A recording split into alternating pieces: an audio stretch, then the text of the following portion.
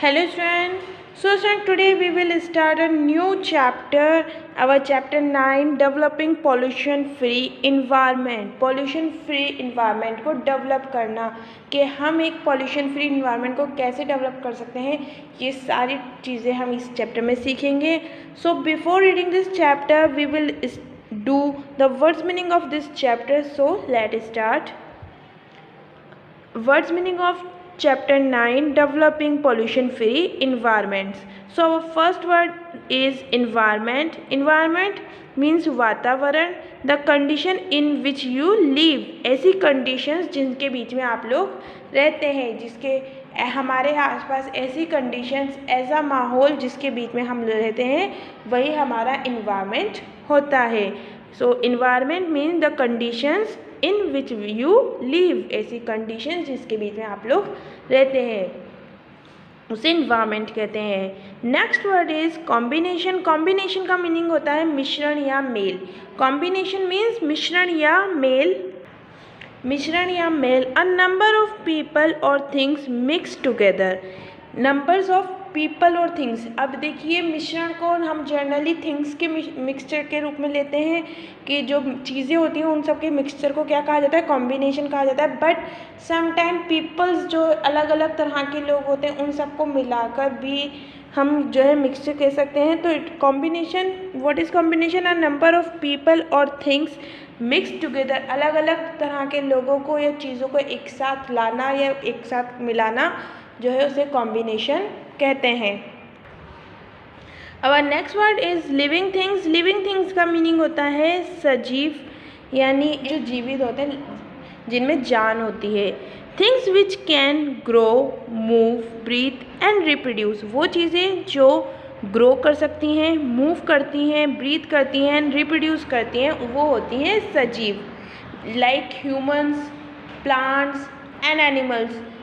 हम सब क्या हैं? सजीव हैं. इंसान, जानवर और पेड़, ये सब क्या होते हैं? ये लिविंग थिंग्स होते हैं. बिकॉज ह्यूमंस भी ब्रीथ करते हैं, मूव करते हैं, ग्रो करते हैं एंड रिप्रोड्यूस करते हैं. रिप्रोड्यूस मीन्स जन्म देते हैं, अपने ही जैसे एक और जीव को जन्म देते हैं, रिप्रोड्यूस करते हैं. तो इट मीन्स ह्यूमंस क्या हैं? लिविंग थिंग्स हैं.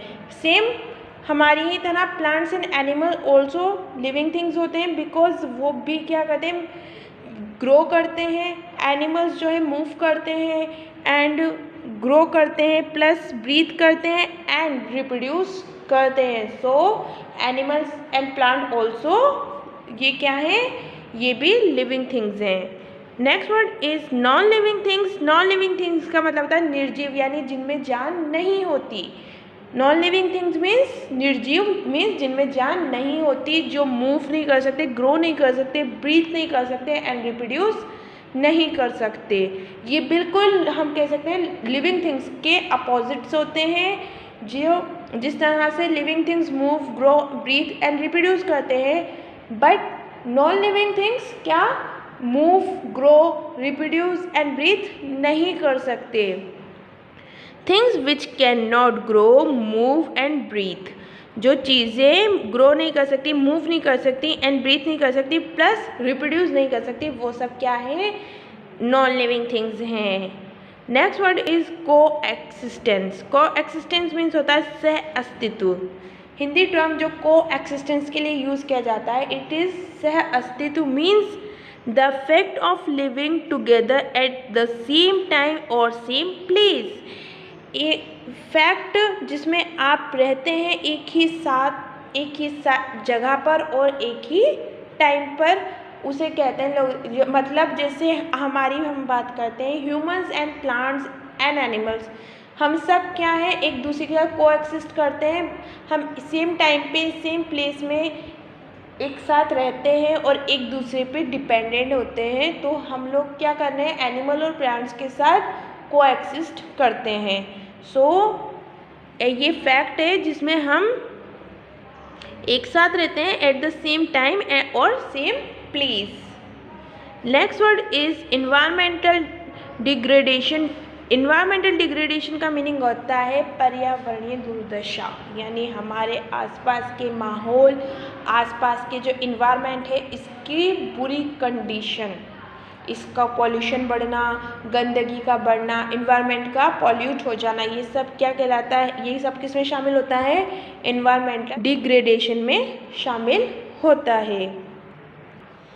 Our next word is biodegradable. Meaning होता है that can be taken into the, it is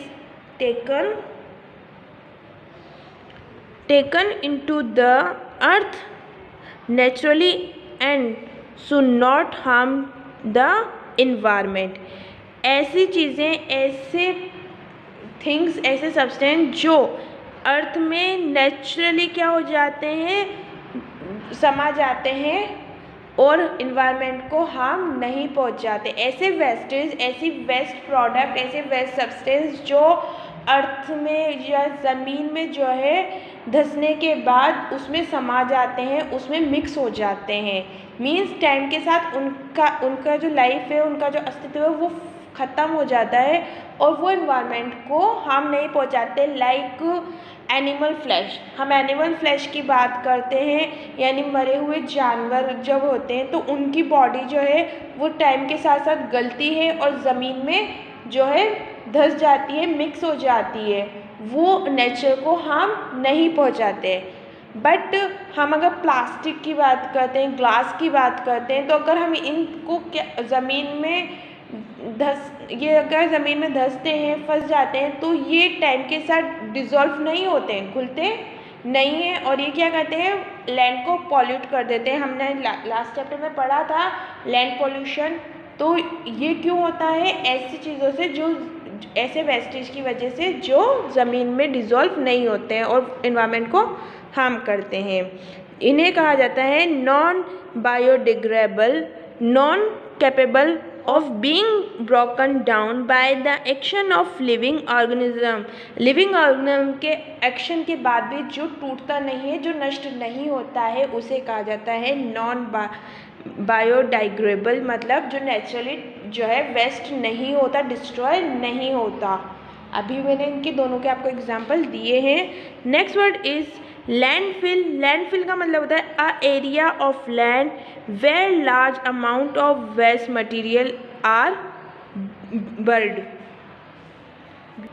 एक ऐसी जगह जहाँ पे large amount of waste materials को जलाया जाता है, या जहाँ पे बहुत बड़े जो अमाउंट में जला हुआ वेस्ट मटेरियल होता है, उस जगह को क्या कहते हैं, लैंडफिल कहते हैं।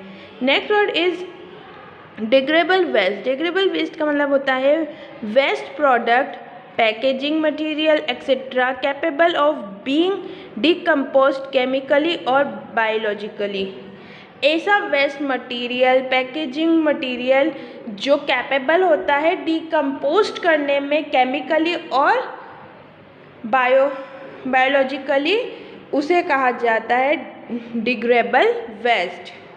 ऐसा वेस्ट जो केमिकली या बायोलॉजिकली डिकम्पोज्ड करने में कैपेबल होता है। Our next word is rubbish. Rubbish का मीनिंग होता है बेकार की चीज़ें। रबिश मीन्स बेकार की चीज़ें, things that you do not want any more. ऐसी चीज़ें जिनकी आपको और ज़्यादा ज़रूरत नहीं होती है, जिसे आप और ज़्यादा देर तक नहीं रखना चाहते या नहीं चाहते हैं, उन्हें कहा जाता है रबिश। रबिश मीन्स बेकार की चीज़ें, जो वेस्ट मटीरियल होता है वो सब। मैन्योर मीन्स होता है मैन्योर मीन्स होता है गोबर की खाद। मैन्योर मीन्स गोबर की खाद, मैन्योर मीन्स गोबर की खाद, ऐसी खाद जो गोबर से बनाई जाती है।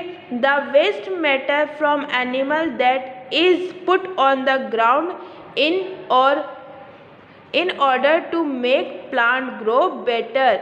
ऐसा वेस्ट मटेरियल जो किससे मिलता है, फ्रॉम एनिमल से मिलता है, that is put on the ground, उसे ग्राउंड में रखा जाता है, in order to make plant grow better, ताकि प्लांट की जो ग्रोथ है उसको बेटर बनाया जा सके।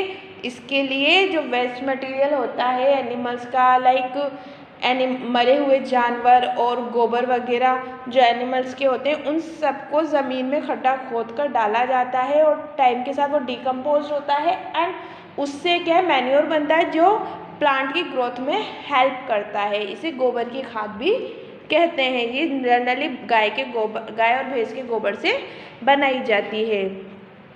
Next word is recycling. Recycling एक मेथड होता है जिसमें चीज़ों को दोबारा से यूज़ करने के लिए तैयार किया जाता है। To put used object and material through a process so that they can be used again. किसी भी ऑब्जेक्ट और मटेरियल को इस तरह से यूज़ किया जाता है कि उससे, अगर वो वेस्ट मटेरियल है और वेस्ट ऑब्जेक्ट है, आप उसको यूज़ नहीं कर रहे हो, तो रिसाइकलिंग के प्रोसेस से उसको इस तरह से तैयार किया जाता है कि वो उससे आप दोबारा से यूज़ कर सकें। तो इसे कहते हैं रिसाइकलिंग, यानी किसी भी ऑब्जेक्ट और मटेरियल को दोबारा से तैयार करना फॉर यूज़ करने के लिए किसी भी ऑब्जेक्ट को या मटेरियल को फिर से तैयार करना, इस पूरे प्रोसेस को रिसाइकलिंग कहा जाता है।